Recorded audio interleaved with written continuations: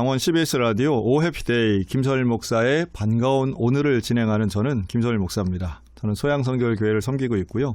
매주 토요일 낮 12시 5분부터 1시 30분까지 우리 지역 교회를 섬기는 목사님들 혹은 장로님들 모시고 인터뷰 형식으로 진행하는 시간입니다. 오늘은 우리 순복음 춘천교회를 섬기고 계시고 홍종대 치과원장이신 우리 홍종대 장로님 나오셨습니다. 네. 안녕하세요, 장로님. 네, 반갑습니다. 네, 오늘 귀한 시간 내주셔서 감사합니다. 네, 감사합니다. 일단은 뭐 장로님 강원도 분이시네요. 네, 전 춘천에서 네. 고등학교를 나왔습니다. 네. 아, 그러시고요. 네. 근데 좀 뭐 의사 선생님이시긴 한데. 네. 네. 그러면 춘천에서 쭉 학교 다니시고 뭐 당연히 공부 잘하셨겠는데. 그런데 신앙생활은 언제부터 하셨어요? 신앙생활은 제가 네. 시작은 고등학교 2학년 때 자발적으로 제가 교회를 다니긴 했습니다. 그런데 네. 잠시 이제 학생 때 집 몰래 네. 그냥 숨어서 다녔죠. 한 1년 다니고 고3 되어서 이제 잠시 쉬었다가 네. 본격적으로 저희 어머니가 먼저 신앙을 이제 접하시고 대학교 1학년 겨울방학 때부터 본격적으로 순복음 춘천교회를 다니게 됐습니다. 아, 네. 처음부터 네. 지금 출석하고 계시는 순복음 춘천교회를 다니셨네요. 그렇죠. 네, 네. 그때가 뭐 시작된 지 얼마 안 되셨을 때 같은데요, 그러면? 순복음 춘천교회가 그때 한 17년? 네. 네, 네. 아, 그러셨네요. 근데 왜 처음에는 몰래 다니셨어요? 조금 저는 원래 이제 영동 저기 묵호에서 초등학교를 다니고 강릉에서 중학교를 다녔는데 이제 고등학교는 춘천으로 왔습니다. 네. 근데 영동하고 영서의 차이점은 이제 사투리도 많이 쓰고 좀 문화적인 좀 차이가 좀 있었고 제가 춘천 처음 와서 어색했던 게 사실 그 부분이었어요. 예, 네. 그렇죠. 그래서 저도 좀 방황의 시기도 좀 있었어요. 그래서 그러세요? 좀 뭔가 좀 나름대로 생활의 돌파구를 찾자 생각해서 종교의 힘을 얻자 이런 생각도 있었고 또 예전에 이렇게 지나갈 때 십자가를 보면서 그 교회 종소리가 들렸을 때 그때 네. 기억들이 있거든요. 그래서 좀 하나님을 찾고 싶었던 그런 갈급함이 있었습니다. 그럼 누가 와서 전도를 한 게 아닌데 네, 그렇습니다. 장로님 스스로 한번 생각을 하고 그 어린 나이였지만 교회를 가는 게 나에게 좀 필요하겠다 이런 생각이 드셨던 것 같네요. 그러다가 예수님을 이렇게 인격적으로 만난 건 언제셨어요? 뭐 예수님 아무래도 분위기 때문에 그런지 몰라도 네네. 제가 이제 청년의 활동을 시작하고 네네. 또 부모님께서 또 본격적으로 또 이렇게 믿으시면서 네네.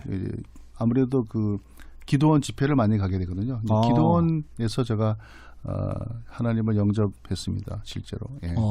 기도 네. 어느 기도원이셨어요? 하늘산 교도. 하늘산. 예. 그럼 이천성 목사님. 네, 그때는 이천성 목사님 돌아가시고 그 따님이 이제 원장님이 그때 간증 집회를 통해서 아주 열심히 저도 기도하고 또 뭐 방언까지는 안 터져도 눈물로 콧물로 그냥 회개하는 회개 기도를 하면서 마음이 뜨거워지고 그때 하나님의 사랑을 느꼈습니다. 산기도 출신이시네요, 저는. 네, 그때 당시는 뭐 젊은 우리 청년들이 산에 가서 이렇게 뭐 바위나 뭐 나무 붙잡고 그렇게 기도하는 그런 젊은 아주 혈기왕성했던 그런 그 아주 지금 보면 그분들이 목사님도 되시고 장로님도 되시고 열심히 했던 그런 한 시대가 있었죠. 그럼 소위 말하는 이제 우리 생각하는 순복음 스타일로 그렇죠. 그렇게 기도하시고 부르짖으며 기도하고 뜨거웠죠. 은사 체험도 많이 하셨겠네요. 그때 같이 기도하셨던 분들은. 저는 아직 그런 은사 체험보다는 휩쓸려 다녔는데 그래도 그런 영향이 아무래도 지금까지 있죠, 사실. 네. 그러면서 이제 대학은 의대 진학을 하신 것 같아요. 네, 대학은 부모님께서 그런 그 기대감이 컸어요. 컸으니까 저도 나름대로 거기에 부응하기 위해서 열심히 했지만 그래도 뭐 제가 의사를 좀 하려고 했는데 결국은 이제 성적 순으로 옛날에 학교를 많이 갔으니까. 지금도 뭐 성적 순으로 가죠. 그렇죠. 치대를 가게 됐고 또 저한테 적성이 잘 맞더라고요. 근데도 지금 꾸준하게 그럼 젊을 때 다니던 교회를 출석하면서 섬기고 계시네요. 네, 그렇죠. 아주 특별하네요, 장로님. 그러니까 장로님 되실 만했네. 그렇죠. 그러면 그리고 이제 교회 생활을 하신 것 같은데 그러면서 청년 시절 지금은 교회 생활 어떤 다양한 기관에서 아마 섬기고 계실 것 같은데. 아니 뭐 저는 지금 교회는 주일마다 열심히 네네. 또 다니고 또 교회 내에서 찬양대로 제가 한 40년 찬양을 했기 때문에 또 찬양대장으로 또 섬기고 또 남성 중창단 아멘 코러스가 있어요.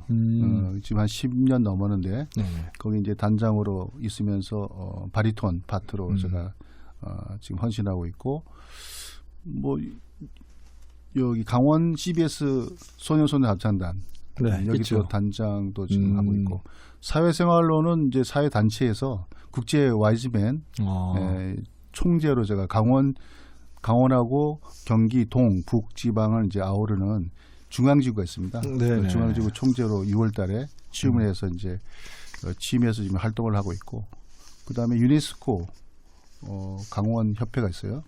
거기 이제 부회장으로 지금 이렇게 활동하고 있습니다. 와이즈맨 이야기는 조금 있다가 아마 좀 더 집중적으로 하셔야 될 것 같은데 그 아까 이제 믿음의 멘토로 어머니 이야기 하셨어요. 네, 어머니께서 그런데 나중에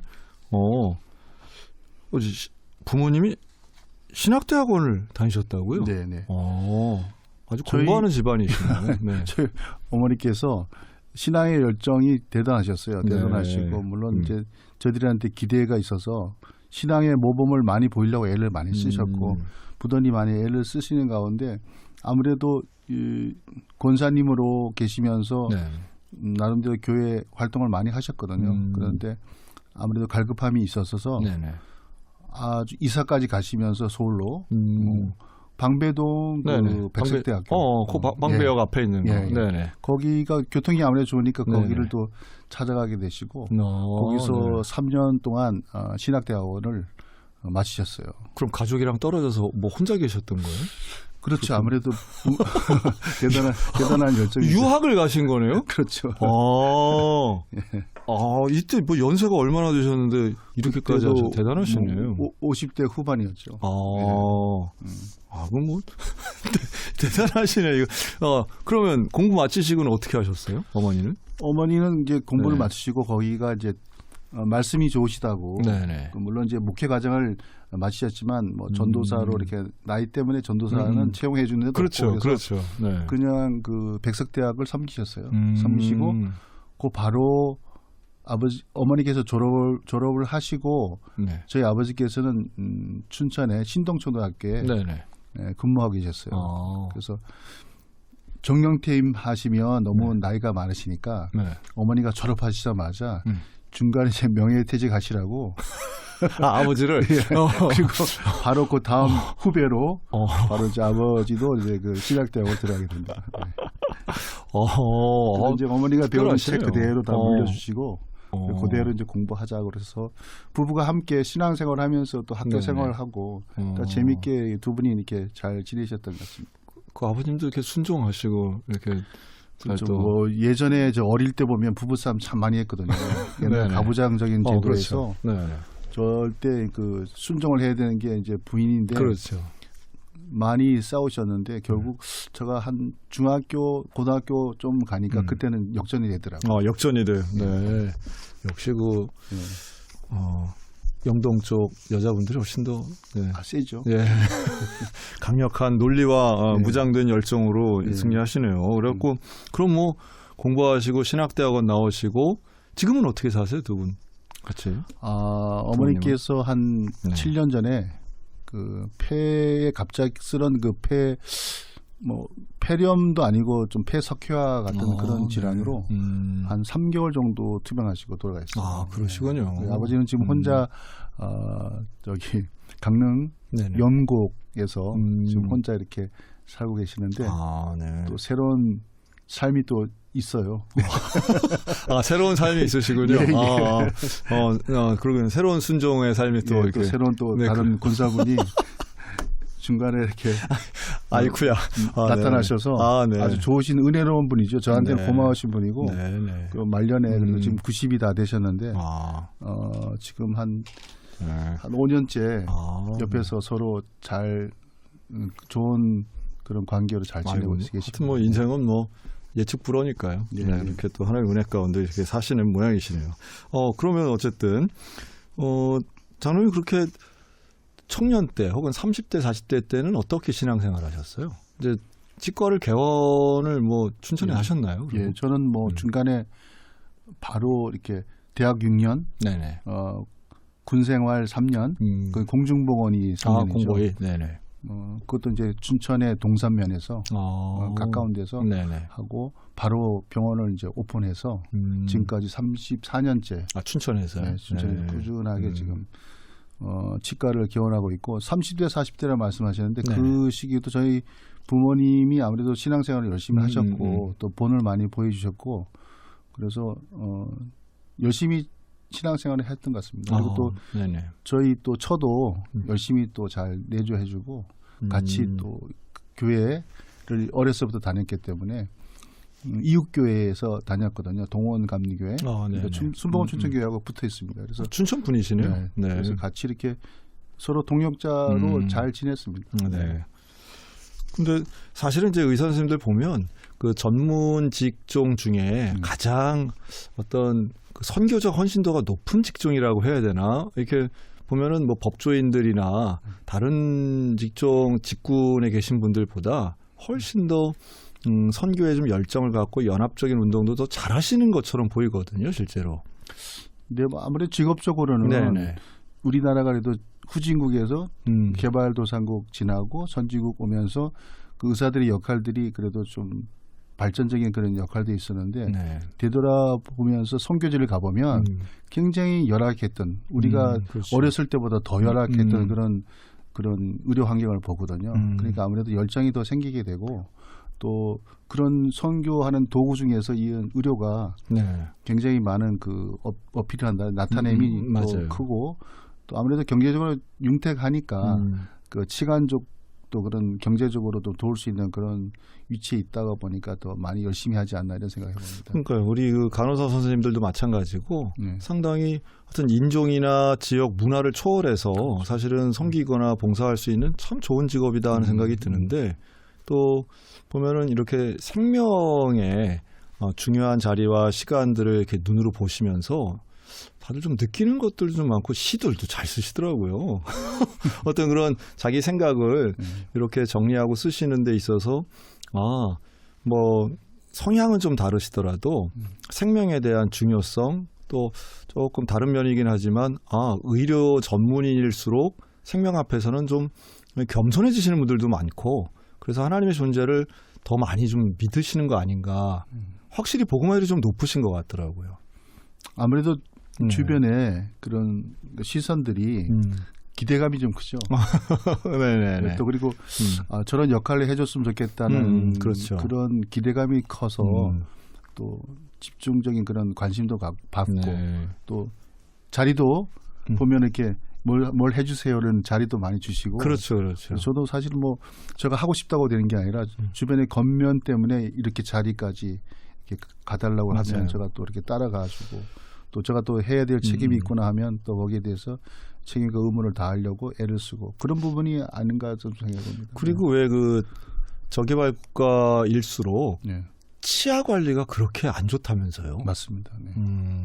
뭐 어린이들 뭐 다 포함해서.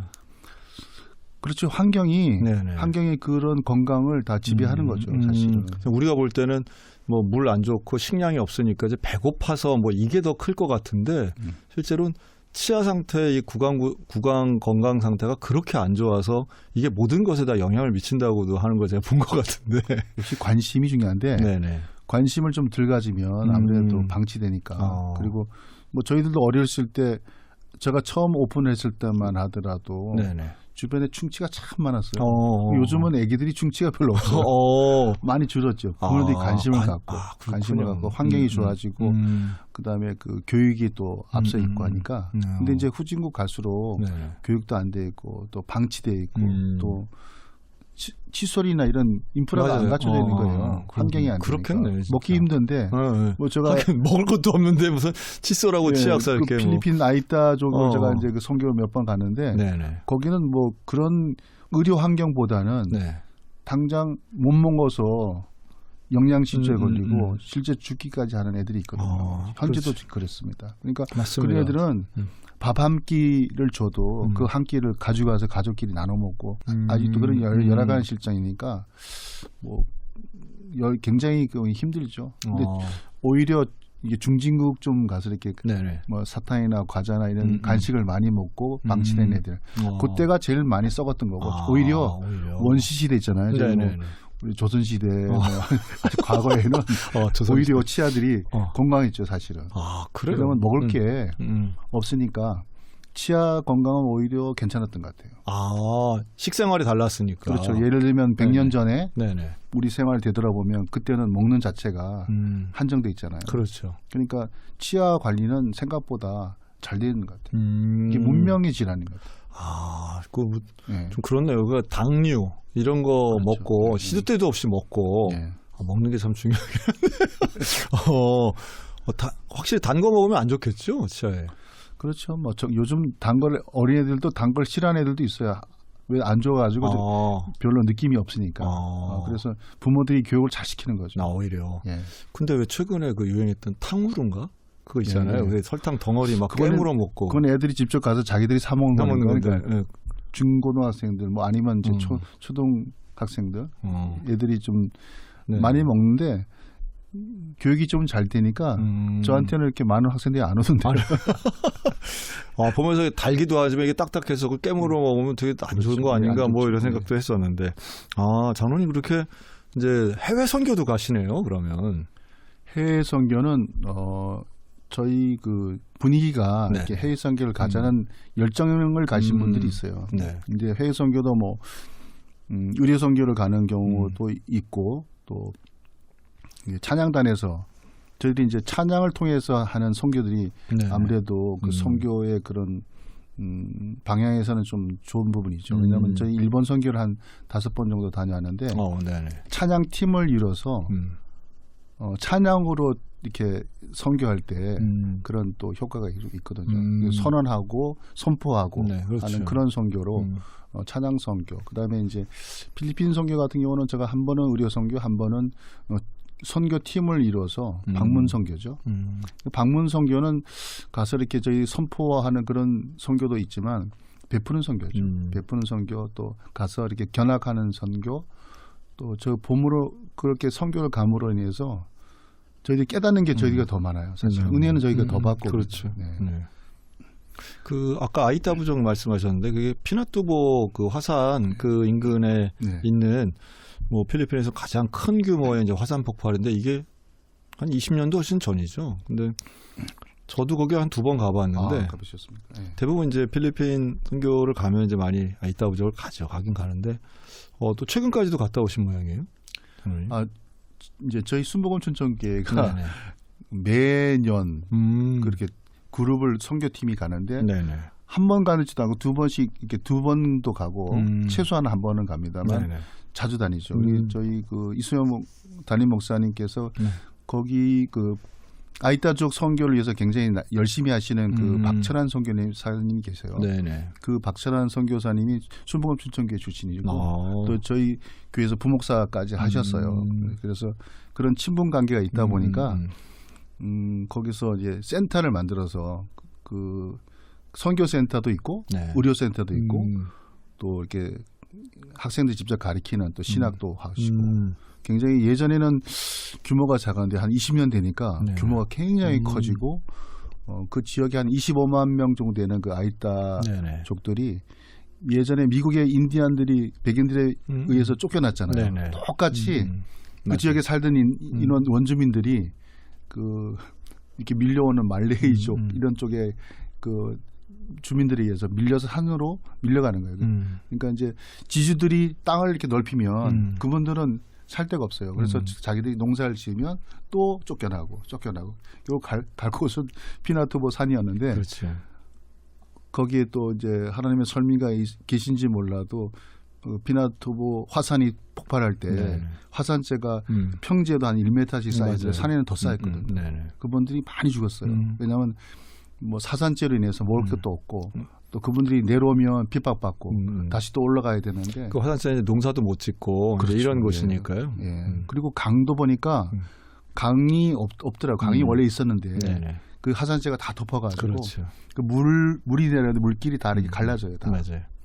그래서 이렇게 낮은 쪽은 거의 평지가 돼 있고 산은 또 파여 있고 굉장히 열악한 그런 곳에서 그분들이 많이 돌아가셨는데 지금도 그 이분들이 이렇게 내려오지 않고 곳곳에 골짜기마다 다 퍼져 살고 또 먹을 것이 없으니까 자기끼리도 싸워요. 그래서 분쟁에 의해서 또 다시 또 이렇게 마을로 내려오고 그래서 그분들도 챙겨서 또 베댓 마을이라는 마을도 만들어서 이렇게 선교지에 또 그런 마을들을 몇 군데 이렇게 만들어서 그런 것을 이제 방문하고 또 애들한테 이렇게 좀 쌀 지금도 그래요. 쌀 싸가지고 갑니다. 먹을 것이 없으니까. 거기 가면 그 마을을 가보면 그냥 뭐 뭐랄까 이게 좀 이상한 얘기긴 한데 야, 좀 감동적이다. 이렇게 어렵게 이런 형태의 라이프 스타일을 가지고 사시는 분들이 지금도 존재하는구나. 이제 이런 거 보고선 뭐 청소년들 뭐 청년들 많이 다른 걸 많이 좀 깨닫잖아요. 가서 보면. 그렇죠. 제가 두 번째 갔을 때는 첫 번째 갔을 때는 선교팀으로 가서 좀 감동을 받았고 두 번째는 이제 의료 선교를 갔는데 저희 가족이 갔습니다. 애들 둘하고 저희 와이프하고 같이 갔는데 애들한테 보여주려고 한 거예요. 그렇죠. 사실은. 그렇죠. 애들한테 이렇게 풍족한 삶보다는 이런 삶을 사는 인생들도 있고 이걸 통해서 하나님의 또 이런 사랑을 좀 느끼고 또 선교의 열정도 갖고 그래서 제가 다녀왔는데 그때 참 많은 걸 깨더라고요. 그 지역사에서 일하시는 그 박철환 선교사님 참 존경스럽고 그 사모님도 박승숙 선교사님이죠. 그분도 우리 같은 교회에서 만나서 이렇게 결혼하신 분들인데 그렇게 그 한 교회에서 이렇게 선교사 또 목사님들이 배출되어서 각 세계 지역에 이렇게 나눠서 이렇게 사역하시는 거 보니까 참 저희들이 분명히 도와드려야죠. 참여해야 되고. 제가 거기를 간 건 처음 간 건 한 2000년 이때 처음 가봤는데요. 뭐 그 지프니 타고 들어가는 것도 뭐 그 화장재 막 맞아가면서 한참 들어가고 그랬는데 한 2020년 가까이 돼서 코로나 직전에는 거기에 왜 한국 분들이 또 가서 찜질방 많이 만드셨잖아요.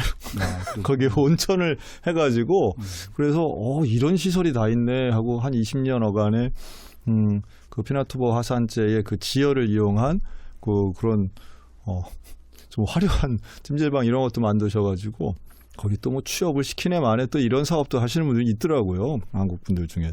그런데 어쨌든 우리 순복음교회는 가셔서 꾸준하게 의료 사업 또 그런 선교센터 사업을 계속 하셨네요. 네.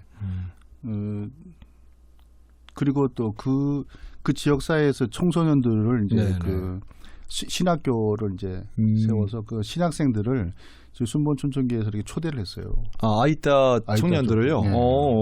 그렇군요. 또 목회 거기 아이따족 목사님 한 분 계셨는데 그분도 초청하시고 그래서 큰일 하셨네요. 그래도 우리 선진된 이런 예배 형식을 좀 보고 또 선진된 이런 문화생활도 좀 보고 가게 저희들이 초청을 했었고 그때 그 신학생들이 와서 또 다시 되돌아가서 그분들이 또 열심히 공부해서 그분들도 자기 아이따 말고 또 다른 회에 또 선교를 또 나가요.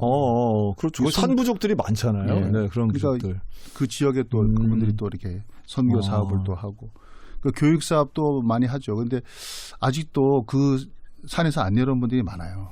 근데 이게 참 쉽지 않은 게 그분들이 따갈로그를 못 하시더라고요. 그렇죠? 언어가 틀리죠. 언어가 다르고 또 보니까 주민등록이 안 돼 있어서 맞습니다. 사실은 그 여권을 받거나 그 필리핀 내에서도 상당히 차별받는 분들로 아는데 그 나라 국민이 아닌 거죠. 그렇죠. 지금 현재는 원주민은 주민등록 제도를 아예 적용을 안 했는데 필리핀에서 이제 그 주민등록증을 발부하려면 결혼해서 결혼식을 공식 인정된 주례사가 주례를 하는 결혼식을 해야만 그 자녀들이 주민등록증을 받아요. 그래서 제가 그때 갔을 때는 결혼식을 할 때 나이가 많은 할아버지들이 이제 할아버지 뭐 여러분들이 합동 결혼식을 하는 거예요.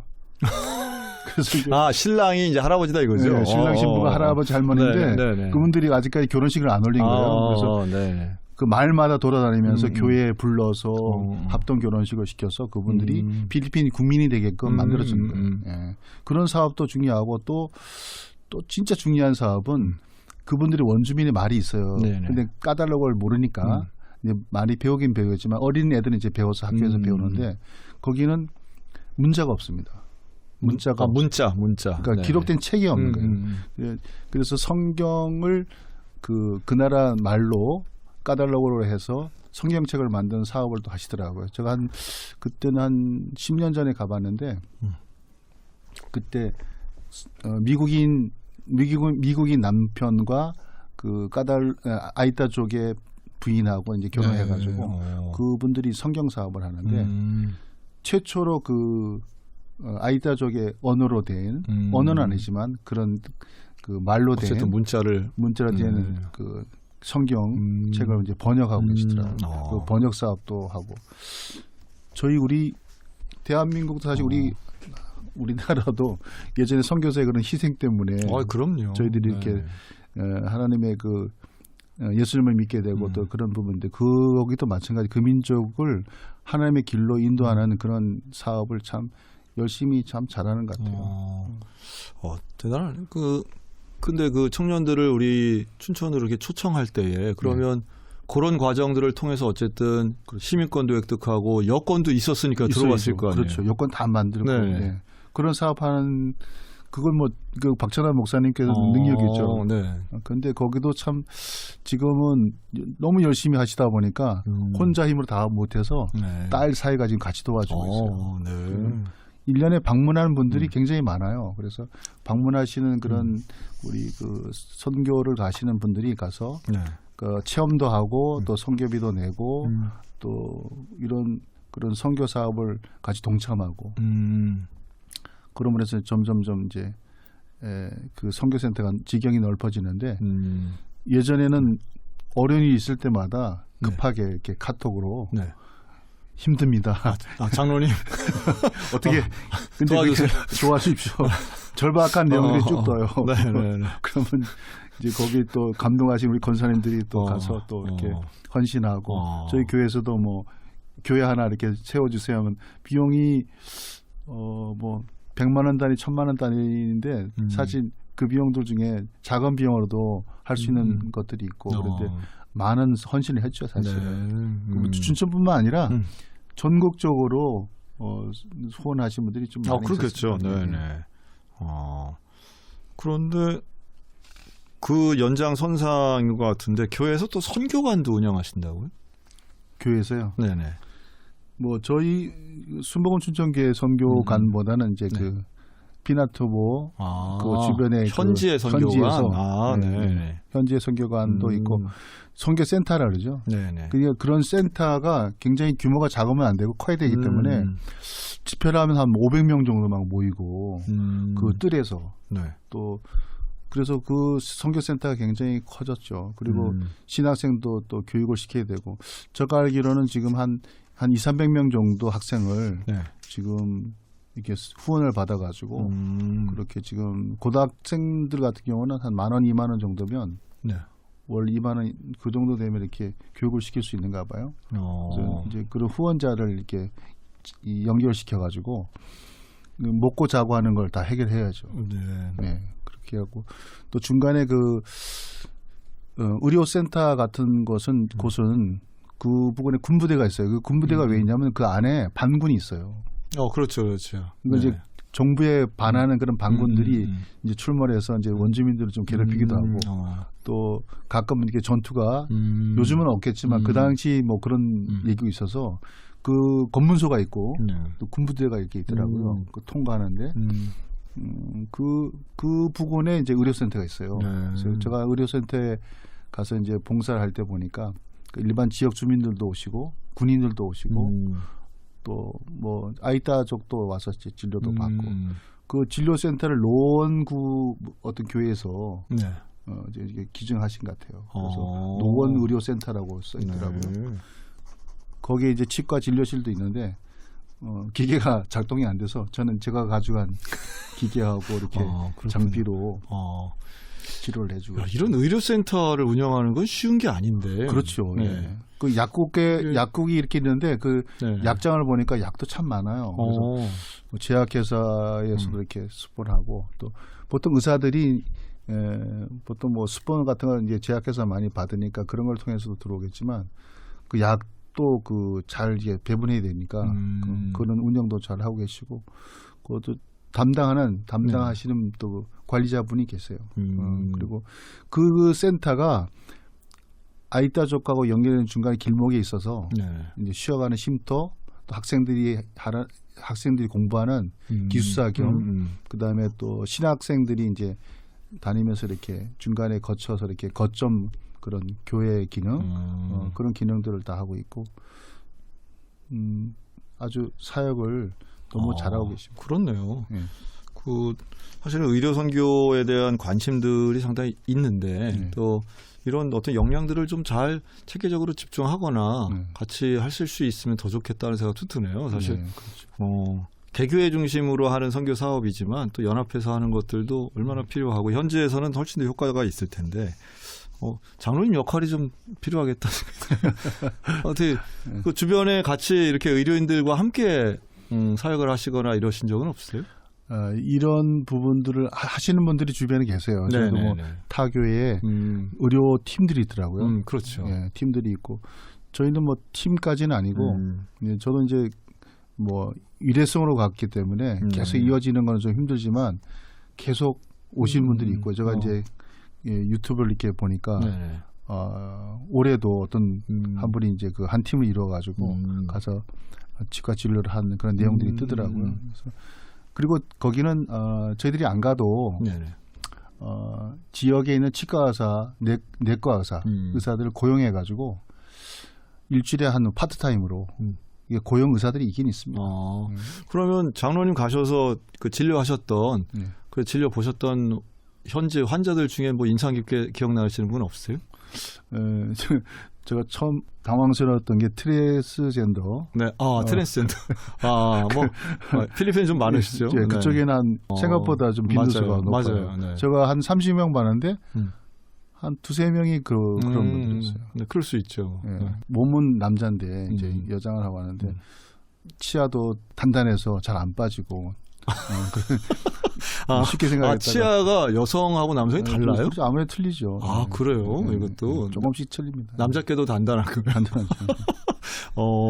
그렇군요. 알겠습니다.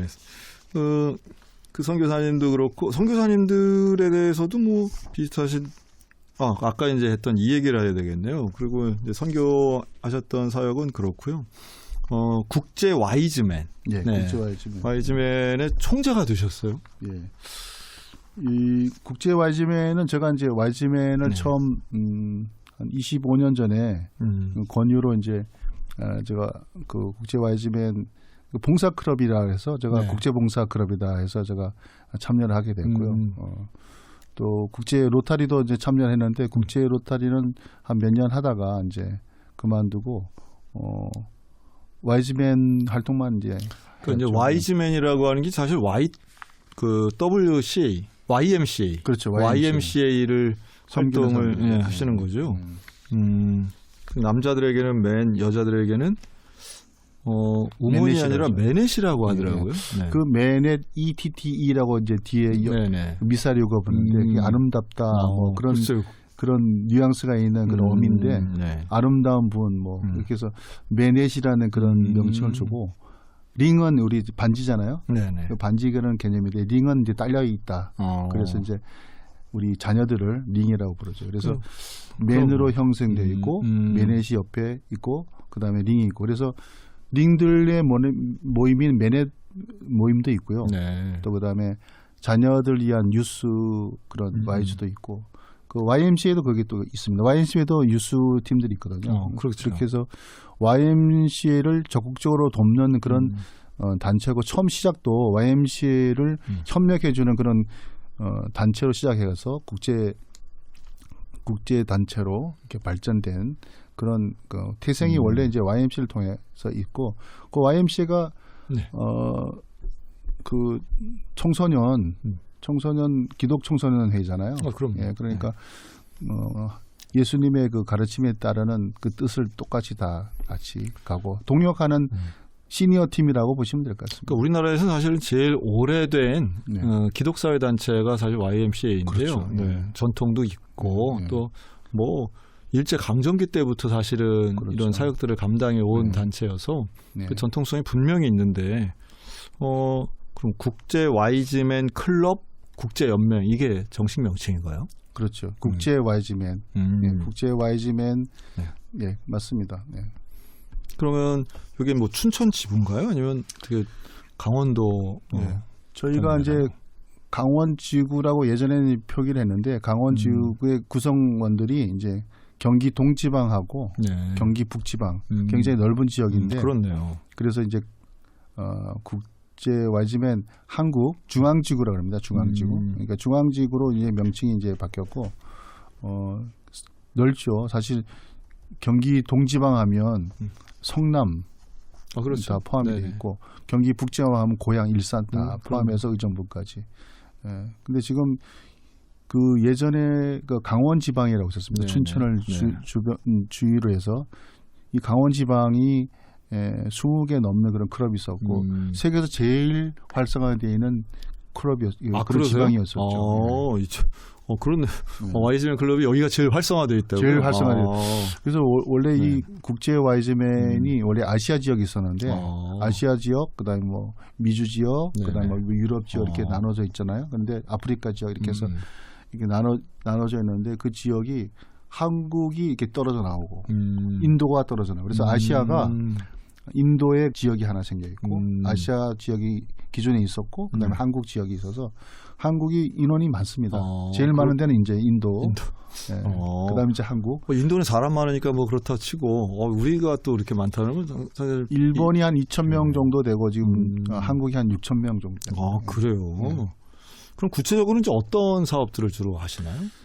제일 큰 사업은 YMCA를 적극적으로 돕는 그런 단체이고 그다음에 이제 그 각 클럽 내에서는 작은 클럽 내에서는 자체적인 봉사 활동을 이제 하고 또 지방에서도 지방 봉사 활동을 하고 그다음에 그더 나아가서 지구 그다음에 지역 그다음에 국제 이렇게 나가는데 이 국제 YG맨이 한 십몇 년 전에 이제 그 유엔하고 유엔 그런 봉사단체의 연관성을 가지고 일을 시작했어요. 그 말라리아 퇴치 운동, 또 그다음에 뭐 여러 가지 그런 의료 사업 쪽에서도 같이 국제 협력을 갖고 있었고, 그다음에 요즘은 그 우리나라에서 지나갔지만 뭐 녹화 사업 있잖아요. 푸른 녹화 사업 같은 그런 환경 사업, 나무 심기 지금 막 그런 활동을 지금 하고 있습니다. 세계적으로 그런 사업도 그다음에 뭐 코로나 시기에도 그런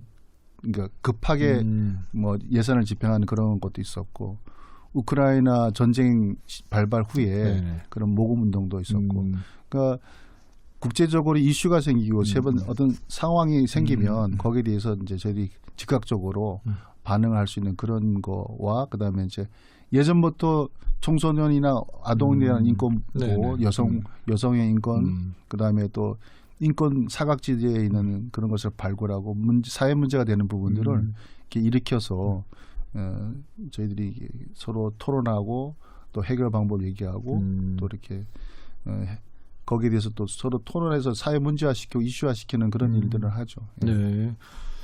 뭐 우리가 뉴스에서도 사실 많이 보고 보면 이제 뭐 소소하게 뭐 연탄 배달이라든가 뭐 김장김치 뭐 나눔이라든가 또 독거노인 돕는 이런 활동들도 뭐 심심찮게 뉴스에서는 많이 봤던 것 같아요. 그런데 또 청소년들 위한 행사들 이런 것들도 하시고. 제가 이제 그 당연직 YMCA 이사가 됩니다. 사실은 국제 YG맨 총재가 되거나 또 지방장 클럽 회장이 되면 YMCA가 원래 이제 처음부터 이렇게 연합된 그런 단체이기 때문에 당연직 이제 이사가 되는데 그 YMCA에서 하는 활동들이 또 저희 활동이고 또 저희들이 독단적으로 하기도 하고 YMCA가 같이 하기도 하고 그런 활동도 하는데 지금 말씀하시는 그런 연탄 은행을 통해서 일단 재원이 마련되잖아요. 재원으로 저희들이 되고 또 재원이 안 되는 분들은 또 참여하고 YMCA 이제 회원들 있잖아요. 네. 회원들은 또 가서 또 나르기도 하고 또 서로 그 안에도 YMCA도 그런 이사회가 있고 또 구성원이 그렇죠, 있고 그렇죠. YGM에도 그런 이사회가 있고 또 클럽들이 있으니까 그런 클럽들이 연합해가지고 같이 가는 거죠. 그래도 아무래도 YMCA를 많이 후원하는 역할들을 많이 하시겠네요. 그렇죠. 예전에는 YMCA의 규모가 지금은 이제 사회 그런 모든 간접 이런 사회 활동들을 네. 시에서 이렇게 위탁 사업을 많이 받아서 맞아요. 많이 네. 커져 있잖아요. 네. 예전에는 이렇게 크지는 않았죠. 그렇죠. 그 당시는 YMCA에서 많이 도와드렸고 같이 활동도 하고 그랬어요. 그럼 이 YG맨 클럽 안에 계시는 회원들은 되게 그 지역 사회 안에서 역할들을 감당하시는 분들이 되게 많이 계시겠네요. 대부분 저기 CEO들이 많고요. 그렇죠. 리더들도 사업가. 많고. 그래서 이제 그분들이 서로 이렇게 조금만 모아도 많은 그런 재원들이 되니까 연탄 사업 같은 거 할 때는 주변에 또 다른 분들한테 또 가서 이렇게 협조를 또 구하기도 하고. 그럼 장로님들 많으시겠는데? YG맨 클럽 안에. 과거에 장로님들이 많았습니다. 네네네. 많았고 목사님도 참여하고 네. 아주 더 오래 전에는 정부 기관 단체 뭐 국회의원, 그렇죠. 기관장들이 사실 기관장들도 많이 참여했고 옛날에 뭐 국회의원도 그 YGM이었고 뭐 지금도 열심히 하는 분들이 많이 보입니다. 예. 하긴 로터리 클럽도 그렇고 많이 겹치시겠죠, 뭐. 예, 맞습니다. 두 클럽을 같이 하는 분들도 많습니다. 그래서 저희 회장도 하고 로테리 회장도 하고 돌아가면서 이렇게 하는 분들이 있는데 더 옛날에 이제 라이온스 클럽 이렇게 하셨을 텐데 근데 어쨌든 저는 참 중요한 어떤 역할을 맡으셨다는 생각이 들고 이게 임기가 있나요? 네, 임기는 1년입니다. 아, 그러세요?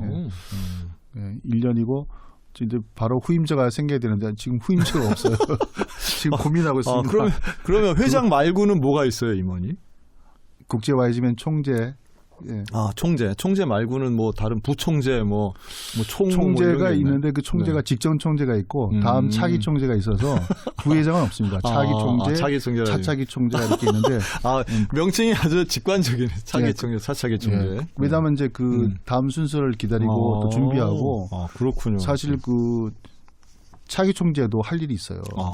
왜냐하면 총재가 하는 일을 또 같이 돕기도 하고 또 총재가 못 가볼 일을 어떤 일을 하루에 2개를 해야 된다 그러면 차기 총재가 또 가서 이렇게 서로 나눠서 하고 그래서 다 총재님들이시죠. 예. 알겠습니다. 앞으로의 계획 같은 것도 한번 말씀해 주시죠, 전원님. 예, 제가 총재 취임하면서 제가 주제가 있습니다. 그 슬로건이 있고 다른 분들은 뭐 이렇게 뭐 협력하여 뭐 하자 뭐 이렇게 슬로건들이 이제 추상적이었는데 저는 아주 예상되는 것들이 있잖아요. 근데 저는 이제 제가 주제를 냈을 때 다들 깜짝 놀라시더라고요. 제가 10개 클럽을 신선 클럽 10개를 차터링을 하자. 그다음에 이제 한 300명 정도 회원을 확장하자. 이제 이렇게 주제를 내는데 그 주제가 생각보다 좀 쇼킹했어요. 보통 뭐 1개, 2개 정도는 그렇죠. 10개 클럽이요? 해볼 수 있지만 10개 클럽을 차트한다. 이거는 좀 불가능하고 관리도 안 되고 좀 힘들지 않는가. 그런데 제가 이제 과거에 우리 강원 지방이 아주 활성화됐던 시절이 있습니다. 그리고 다른 타 시도 잘 되는 그런 시에 보니까 저희들보다 작은 그런 도시도 클럽 수가 많아요. 그래서 저는 이제 예전에 그 영광을 한번 되찾아 보자 그런 의미도 있고 또 저 스스로도 다짐하고 또 주변에 같은 회원들한테 또 힘을 좀 실어서 또 힘을 달라고 해서 그 클럽 혼자는 못합니다. 그럼 그렇게 하려면은 우리 교회로 치면 전도를 해야 되는 건가요? 그렇죠. 제가 지금 저도 전도의 열매가 없는데 이걸 잘하면 이게 성공적으로 잘 이루어지면 제가 이제 전도자로 나가지 않을까 그런 자신감도 지금 생기고 있습니다. 클럽이면은 결국 이제 회원 수인데 이건 남성들만 하시나요? 지금 이제 남성만 하는 그 남성 YG맨이 있고 혼성이 있고 그 성별에 따라서 여성만 하는 여성 클럽도 있습니다. 그래요? 네, 그래서 제가 이제 꿈은 이제 우리 목사님들만 또 모아서 또 이렇게 하는 그런 목사님 그 YG맨도 하나 좀 해볼까. 장로님만 또 모아서 또 이렇게 하는 팀. 그다음에 여성 기업인이나 여성 예술 단체나 봉사 활동을 하시는 분들이 있어요. 네. 그분들이 어떤 클럽은 형성은 안 돼 있고 자발적인 그런 봉사 단체들이 많이 있는데 이분들이 국제성을 같이 이렇게 겸비해서 이렇게 클럽을 활동을 하면 그런 걸로 인해서 또 하나님의 그 사역이 또 넓어지지 않을까 이런 생각을 좀 해봅니다. 그럼 뭐 방송에서 광고 좀 하시죠. YG맨 클럽 가입을 환영합니다. 어떻게 하면 가입하는 거예요?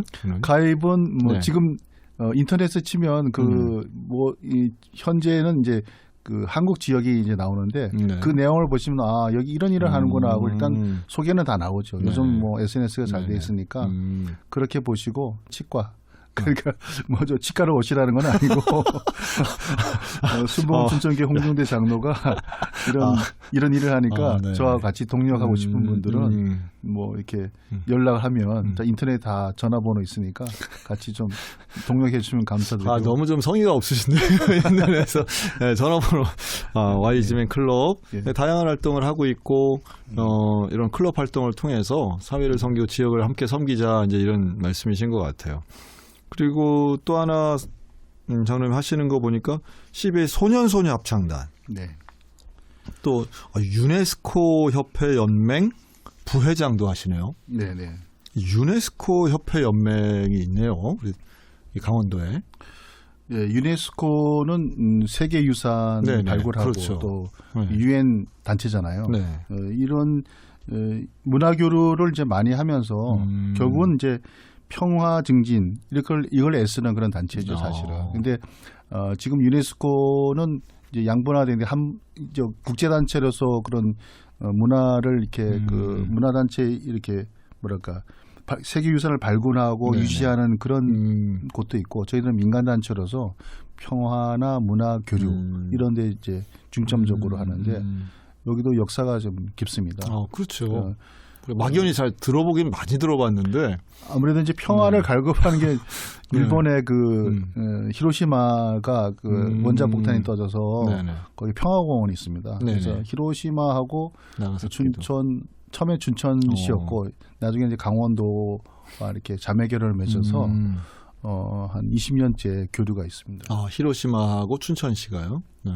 강원도죠. 그래서 강원도가. 네, 그래서 이번에는 이제 저희가 한 12명의 학생을 이제 뽑아가지고 히로시마의 학생들을 한국 춘천 강원도 지역에 있는 학생들 12명, 12명. 또 히로시마에도 12명 학생들을 이렇게 이제 뽑아서 선출해서 대표로 뽑고 4명의 인솔자를 이제 동원해서 서로 이제 문화 교류를 같이 양쪽으로 하는 거죠. 예전에는 초등학교도 학생들도 갔고 또 뭐 축구로 교류하기도 하고 그때마다 상황에 맞게끔 서로 문화 교류를 하는 거예요. 의미가 있네요. 그렇죠.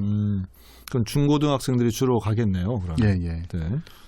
갔다 온 학생들이 상당히 뭐 자기 소감이나 이런 것도 얘기하면 뭐 많이들 좋아하시겠는데요?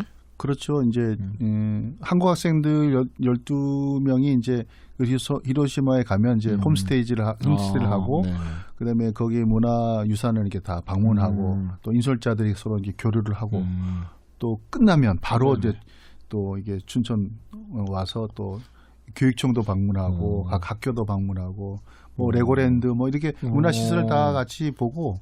어떻게 선발하세요? 12명을? 선발은 뭐 신청을 받으시나요? 공문 뭐 이렇게 해가지고 이렇게 선발을 하는데 그 학생들이 모여서 이게 단체로 이렇게 뭐 음악에 맞춰서 그룹 댄스도 같이 이렇게 맞추고 그 뭐 서로 이제 그런 그 문화 서로 체험할 수 있는 그런 전통 복장 그런 체험도 하고 뭐 이렇게 서로 문화 교류를 많이 하고 좀 여기서는 요번에는 여기 사찰 뭐 체험도 하고 템플스테이. 네. 유네스코니까. 유네스코니까 다양한 문화를 아무래도 또 하긴 뭐 유네스코 문화유산 안에는 불교 자산들이 상당히 많죠. 많긴 한데. 장로님 다양한 활동하시네요, 정말. 이런 부분들은 제가 물론 이제 실무자들이 열심히 일하고 저는 뒤에서 이렇게 서포트하는 그런 역할인데 아무래도 이제 직업적으로 제가 이제 의료 담당 이사다 보니까 부회장 직분을 주신 것 같아요. 네. 저는 뒤에서 이렇게 박수치고 격려해주고 회의에 참석하고 회의에 참석하고 그 정도죠. 네.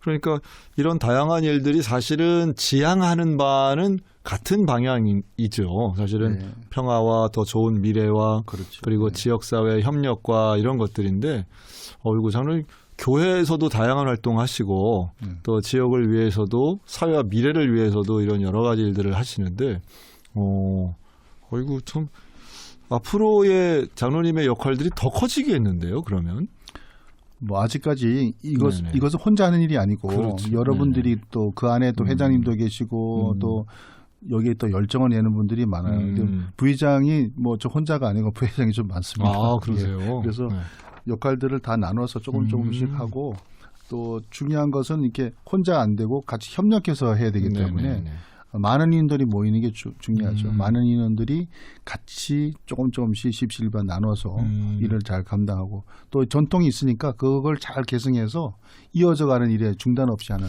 그런 역할이 필요한 것 같아요. 또 교계에도 연합회가 많잖아요. 많죠.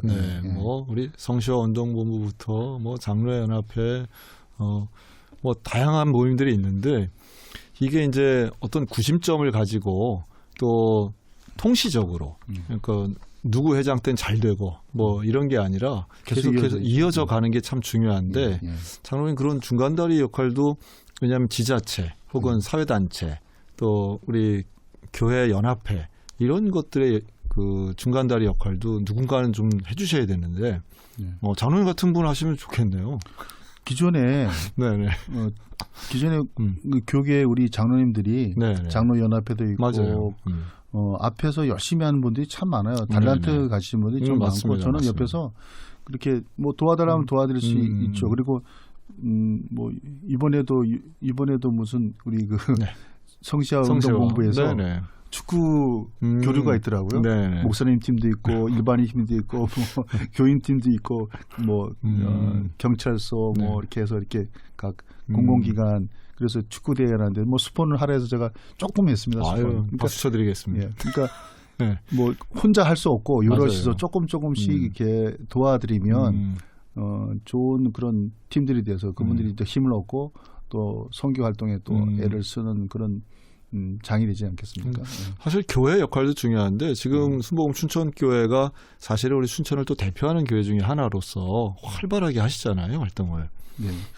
그 이제 교회가 한 50년 넘었고요. 저도 이제 한 40년 가까이 이제 교회를 섬기는데 저희들이 이제 선교나 이런 대외 활동 자체가 교회 내에서의 어떤 그런 그 부흥보다 좀 우선시되는 게 아무래도 저희는 우리 신앙에도 많은 도움이 되는 것 같아요. 그래서 안으로 이렇게 부흥할 수 있는 그런 역량을 더 키우려면 선교나 베푸는 사람들이 더 많아야 또 사회 이 지역 사회를 위해서 또 애쓰는 부분들이 좀 많아야 되지 않나 맞습니다. 이런 생각을 많이 하고 특히 이제 기부도 많이 하고 저희 순복음교회 같은 경우는 이제 북부노인 복지회관 나눔 법인을 만들어서 사랑 나눔 법인을 만들어서 또 그다음에 또 어린이를 위한 그런 반다비 그런 또 센터도 운영하고 그다음에 숲속 어린이집 이렇게 다양한 지역 사회에서 저희들이 선교를 하는 거죠. 근데 이제 이런 선교를 대놓고 할 수는 없지만 그래도 그런 지역사회 활동을 하면서 그 부분을 통해서 하나님 사업을 좀 확장해 나가야 되지 않나 그런 생각을 하고 굉장히 열심히 하고 있고요. 그런데 또 종사하는 분들이 다 저희 교인들이거든요. 그럼요. 그러니까 그분들이 또 거기 가서 또 영향을 분명히 미치고 선교뿐만 아니라 또 교회 내에서도 VCLA라는 그런 그 저희들이 다음 세대를 위한 그런 교육 기관이 있어요. 그러니까 돌봄, 방과후 돌봄 학교인데 엄밀히 보면 좀 소극적이 아니라 굉장히 적극적인 그런 교육 시스템이거든요. 그 이수영 목사님의 비전이시잖아요. 그렇죠.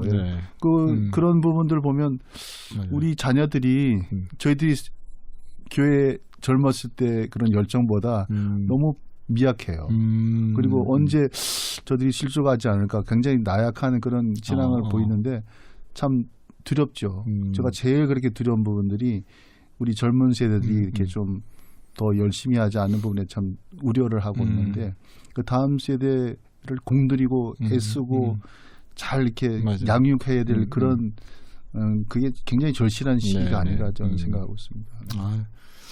뭐 저놈이 기도원에서 기도하던 청년의 시절부터 또 지금 한 교회만 섬기시면서 이게 장로님이 되시고 지역사회에 다양한 활동을 하는 지금의 이 중요한 역할을 맡고 계시는 현재까지 저는 걸어오신 길 이렇게 보니까 하나님이 예비하시고 귀히 사용하시고 또 목사님 목회는 큰 협력자이실 것 같은데 앞으로도 지역을 위하고 교회를 위하고 하나님 나라 위해서 더 많은 일들 감당해 주셨으면 좋겠네요. 네, 아주 열심히 하고 있습니다. 네. 기도뿐만 아니라 또 후원이나 또는 그런 돕는 손길이 분명히 있어야 되는데 제가 아무래도 좀 선도적으로 좀 나가야죠. 항상 고민하고 또 기도하고 있습니다. 치과도 잘 되셨네요. 치과는 이제 제가 이제 나이만큼 이제 60이 넘었는데요. 예전에 그 잘 나갔던 그런 때보다는 좀 이제 서서히 줄고 있고 제가 욕심을 좀 많이 줄이고 있습니다. 그래도 제가 알기로는 의사 선생님 뭐 본인이 할 때까지 그냥 하시잖아요. 은퇴 없으시잖아요. 저희 목표는 저 건강이 유지되는 한 뭐 은퇴는 없다 이렇게 생각하고 쉬면 바로 늙는다. 또. 그래서 제가 늙지 않게 해서 열심히 지금 건강 좀 챙기면서 제가 힘 다는 날까지 저희 직원들이 저를 지금 제일 뭐랄까 오래 했으면 좋겠다. 너무 잘해서 그러는지 직원들이 원장님 오래 사셔요. 함께 오래오래 가요. 직원들도 그러면 은퇴 없겠네요. 그냥 퇴직 없이. 이제 제가 이제 그만두면 은퇴죠. 그럼 뭐 오래오래 하셔야지. 오래 하시고 또 그 귀한 일들을 감당하시면서 앞으로 우리 하나님 나라 만들어가는 귀한 사역에 동참하면 좋겠습니다. 오늘 장로님 나와주셔서 감사합니다. 너무 감사합니다. 네, 고맙습니다. 여러분 행복하세요.